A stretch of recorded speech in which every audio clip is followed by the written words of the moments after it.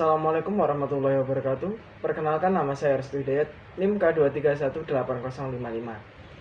Pada video kali ini, saya akan membahas mengenai rapat keadaan sistem kuantum. Pada pembahasan kali ini terbagi menjadi 4. Yang pertama yaitu ketidakpastian Heisenberg. Kemudian yang kedua yaitu koordinat spasial 1 dimensi. Yang ketiga yaitu koordinat spasial 3 dimensi. Dan yang keempat, koordinat spasial 3 dimensi. Memasuki pembahasan yang pertama yaitu ketidakpastian Heisenberg. Kerapatan keadaan menjadi bahasan yang penting dalam menghitung besaran-besaran termodinamika assembly. Karena merupakan partikel kuantum, maka pada boson maupun fermion kita harus menerapkan prinsip-prinsip mekanika kuantum. Salah satu prinsip dasar dari mekanika kuantum yaitu prinsip ketidakpastian Heisenberg. Prinsip ketidakpastian Heisenberg dapat ditulis sebagai berikut, yaitu delta P, delta X lebih dari sama dengan H sama dengan H. Di mana P adalah momentum, X adalah posisi, dan H adalah konstanta Planck.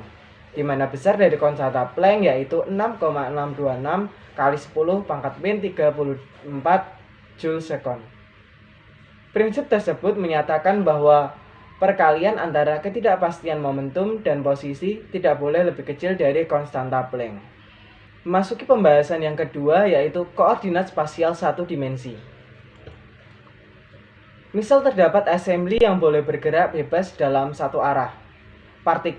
Posisi partikel X dalam assembly dinyatakan dengan koordinat X.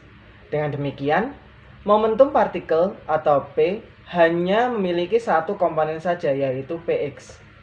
Elemen kecil ruang fasa yang dimiliki sebuah partikel dalam assembly tersebut adalah dτ sama dengan dx dpx.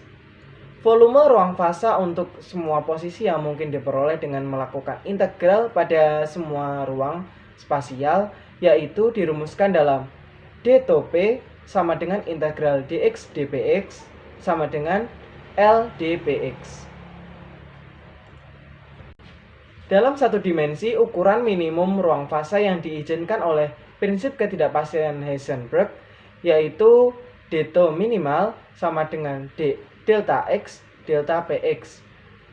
Oleh karena itu, jumlah keadaan yang terdapat dalam elemen ruang fase delta P adalah pada persamaan berikut, yaitu dN sama dengan dτ minimal per dτp akan sama dengan L dpx per H. Jumlah keadaan persatuan volume assembly menjadi Gpx dpx sama dengan dN per L akan sama dengan dpx per H. Nah, kemudian kerapatan keadaan tersebut dapat juga diungkapkan dalam variabel energi partikel dengan menggunakan hubungan epsilon sama dengan P kuadrat X per 2M. Dengan hubungan ini didapatkan bahwa Px akan sama dengan akar 2M dikali akar epsilon. Dan dpx akan menjadi sebagai berikut, yaitu dpx sama dengan akar 2M di dalam kurung setengah d epsilon per akar epsilon sama dengan akar 2M per 4 d epsilon per akar epsilon sama dengan akar M per 2 dikali d epsilon per akar epsilon, sehingga diperolehkan pada hasil akhir dpx yaitu akar M per 2 dikali epsilon pangkat min setengah dikalikan d epsilon. Substitusi persamaan pada slide sebelumnya, pada persamaan Gpx dan dpx diperoleh ungkapan kerapatan keadaan persatuan volume sebagai berikut. G epsilon d epsilon sama dengan 1 per H akar M per 2 epsilon pangkat min setengah dikali d epsilon. Kerapatan keadaan tersebut dapat juga diungkapkan dalam variabel panjang gelombang partikel dari persamaan de Broglie yaitu rho x sama dengan H per lambda.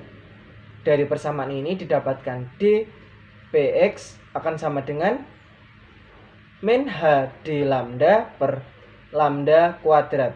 Kemudian disubstitusikan dan hilangkan tanda negatifnya, sehingga didapatkan G lambda D lambda sama dengan 1 per H dikalikan H per lambda kuadrat D lambda, sehingga diperoleh 1 per lambda kuadrat dikalikan D lambda.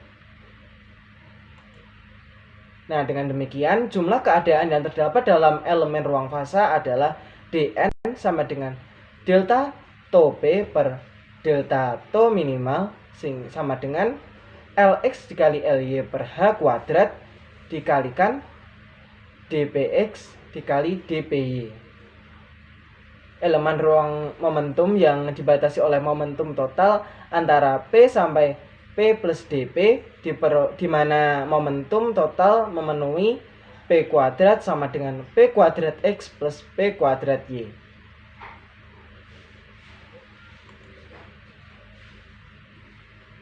Selanjutnya, pembahasan yang ketiga yaitu koordinat spasial 2 dimensi. Assembly dalam kotak 2 dimensi dengan ukuran panjang searah sumbu X dan sumbu Y, masing-masing Lx dan Ly, di mana posisi partikel dalam assembly tersebut dinyatakan oleh koordinat Y dan X saja. Akibatnya, momentum partikel hanya memiliki 2 komponen, yaitu Px dan Py.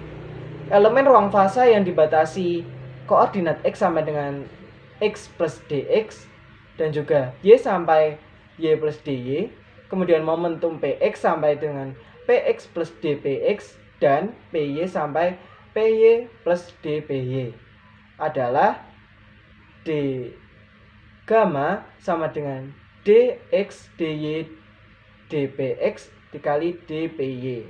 Volume ruang fasa untuk semua posisi yang mungkin diperoleh yaitu d tau P sama dengan integral dx dy dpx dpy sama dengan Lx Ly dpx dpy.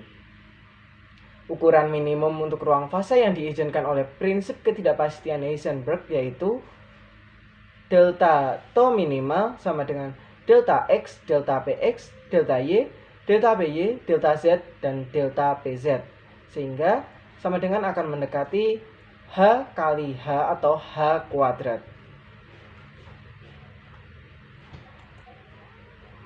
Ukuran minimum ruang fasa yang diizinkan oleh prinsip ketidakpastian Heisenberg seperti persamaan tersebut.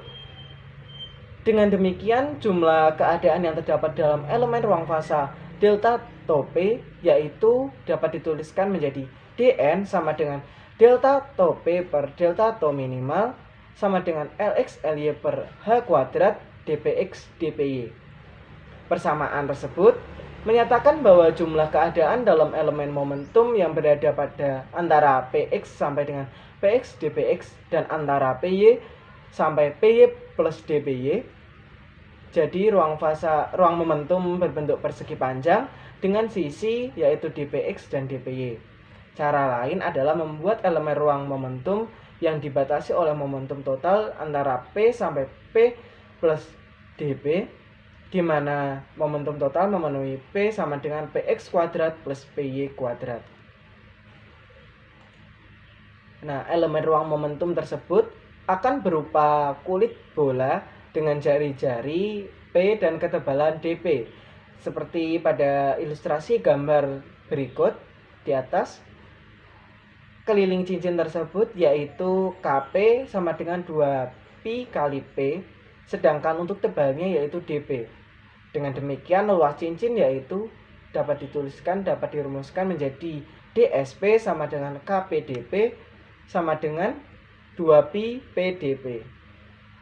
Kemudian, kerapatan keadaan persatuan atau volume 2 dimensi atau luas dapat dituliskan dalam persamaan GPdP sama dengan Dn per Lx Ly sama dengan 1 per H kuadrat 2pi dp.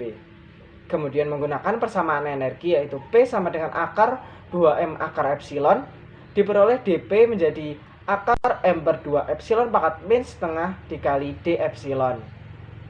Sehingga diperoleh kerapatan keadaan sebagai berikut, yaitu G epsilon D epsilon akan sama dengan 1 per H kuadrat dikali 2pi dikali akar 2M akar epsilon dikali akar M per 2 dikali epsilon pangkat min setengah D epsilon. sehingga diperoleh hasil akhir yaitu 1/H² 2pi d epsilon. Jumlah keadaan tersebut dapat diungkapkan dalam variabel panjang gelombang dengan menggunakan persamaan de Broglie, yaitu P sama dengan H per lambda. Dari persamaan ini, kita mendapatkan bahwa dP akan sama dengan min HD lambda per lambda kuadrat. Kemudian substitusikan P dan dP ke dalam persamaan sebelumnya. Kemudian hilangkan tanda pada negatifnya, sehingga diperoleh G lambda. D lambda akan sama dengan 1/H² kali 2pi dikali H per lambda dikali H D lambda per lambda kuadrat, sehingga diperolehkan hasil akhir bahwa G lambda D lambda sama dengan 2pi per lambda pangkat 3 D lambda.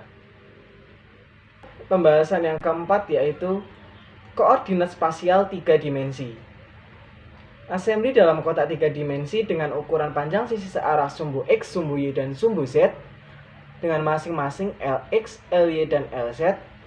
Posisi partikel dalam assembly dapat dinyatakan dalam koordinat X, Y, dan Z, sehingga momentum partikel terdiri dari 3 komponen, yaitu Px, Py, dan Pz.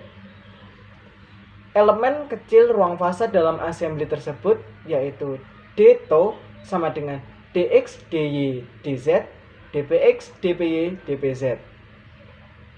Volume ruang fasa untuk semua posisi yang mungkin adalah delta tau p sama dengan integral dx, dy, dz kalikan c akan sama dengan lx, ly, lz, dpx, dpy, dpz.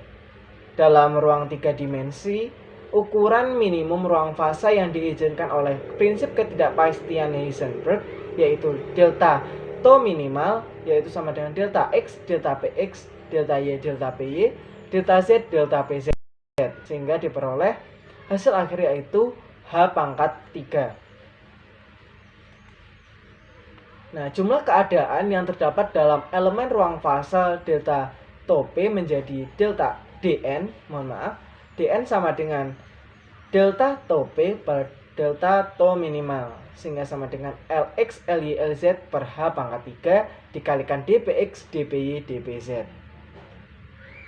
Persamaan di atas menyatakan jumlah keadaan dalam elemen momentum yang berada antara px sampai px plus dpx, antara py sampai py plus dpy, dan antara pz sampai pz plus dpz. Ruang momentumnya berbentuk balok dengan ukuran dpx, dpy, dan dpz. Cara lain yaitu membuat elemen ruang momentum yang dibatasi oleh momentum total antara p sampai pdp, di mana momentum total memenuhi p kuadrat sama dengan px kuadrat, py kuadrat, pz kuadrat. Elemen ruang momentum tersebut akan berubah menjadi kulit bola yang dengan jari-jari P dan ketebalan dP, sehingga dapat diilustrasikan pada gambar di atas. Luas kulit bola tersebut yaitu SP akan sama dengan 4pi P kuadrat dan ketebalannya yaitu dP, sehingga volume kulit bola dapat dirumuskan menjadi dVP sama dengan SP dikali dP sama dengan 4pi P kuadrat dikalikan dP. Dengan mengganti dpx, dpy, dan dpz pada persamaan jumlah keadaan yang terdapat dalam elemen ruang fase delta tau p dengan dvp pada persamaan volume kulit bola, diperoleh ungkapan lain jumlah keadaan yaitu dn sama dengan lx, ly, lz per H pangkat 3 dikali 4pi P kuadrat dP. Kerapatan keadaan persatuan volumenya yaitu Gp dP sama dengan dn per lx, ly, per lz. Akan menjadi sama dengan 1 per H pangkat 3 4pi kuadrat dP. Nah, untuk menyatakan kerapatan keadaan dalam variabel energi, kita menggunakan persamaan energi epsilon P akan sama dengan epsilon sama dengan P kuadrat per 2M, sehingga diperoleh P sama dengan akar 2M kali akar epsilon sehingga dP menjadi akar 2M dikali setengah di epsilon per akar epsilon, sehingga diperoleh akar M per 2 epsilon pangkat min setengah dikali d epsilon. Kedua persamaan di atas disubstitusikan dalam persamaan kerapatan keadaan persatuan volume, sehingga diperoleh kerapatan keadaan yaitu G epsilon d epsilon menjadi 1 per H pangkat 3 dikali 4pi kali akar 2 kali M pangkat 3 per 2 dikali epsilon pangkat setengah dikali d epsilon. Nah, kerapatan keadaan dalam variabel panjang gelombang dengan menggunakan variabel panjang gelombang dengan menggunakan persamaan de Broglie P sama dengan H per lambda, dari persamaan didapatkan dP sama dengan H di lambda per lambda kuadrat. Dengan substitusi P dan dP ke dalam persamaan kerapatan keadaan dan menghilangkan tanda negatif, maka diperoleh G lambda D lambda sama dengan 1 per H kuadrat dikali 4pi dikali H per lambda kuadrat dikali H D lambda per lambda kuadrat, sehingga diperoleh hasil akhir yaitu 4pi per lambda pangkat 4 dikali D lambda.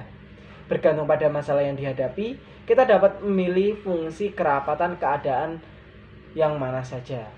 Sekian presentasi yang dapat saya sampaikan. Apabila terdapat saran dan masukan, saya terima dengan senang hati. Saya akhiri. Wassalamualaikum warahmatullahi wabarakatuh.